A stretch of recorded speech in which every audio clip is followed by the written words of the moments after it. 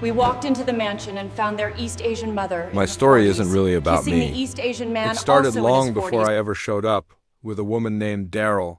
She was beautiful, with blonde hair and eyes the color of emeralds.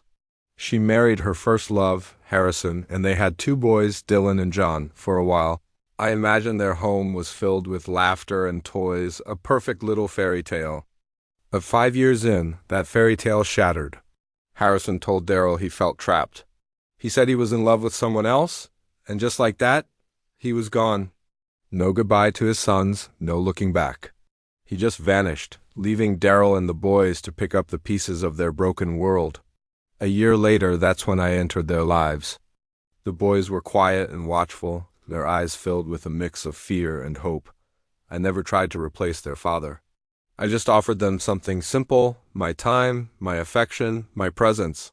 Slowly, Dylan started to laugh again, and John soon followed. Seeing her sons happy again helped Daryl start to heal too. Our love wasn't a sudden storm like her first marriage. It was slow and steady, built on respect and care. We never got married, but we built a family. We were a team. For years, we filled that once empty house with new memories, beach trips, school projects, family dinners. I poured everything I had into those boys, and they gave me their loyalty in return. It felt like we'd finally found our happily ever after. But then, things started to change.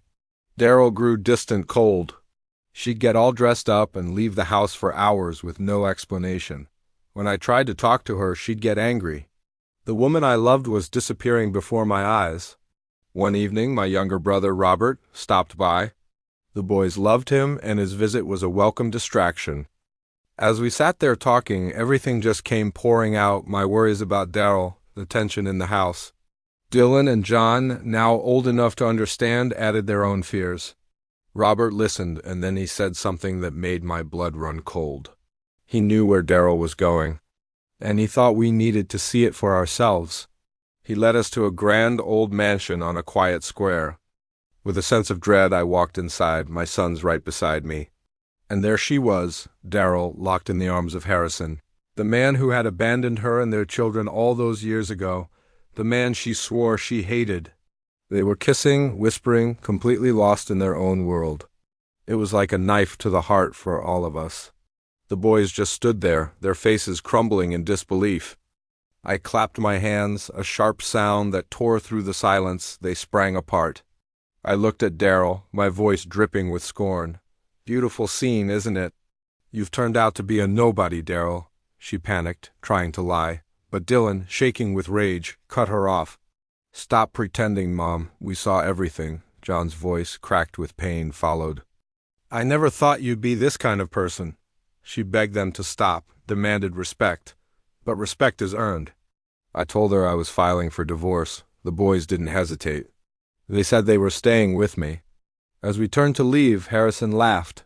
A cold, cruel sound. We heard Daryl desperately tell him they could finally be a family. His reply was brutal. "Are you stupid? I lied to you." All of it was just talk. He called her a fool and walked away, leaving her sobbing on the floor.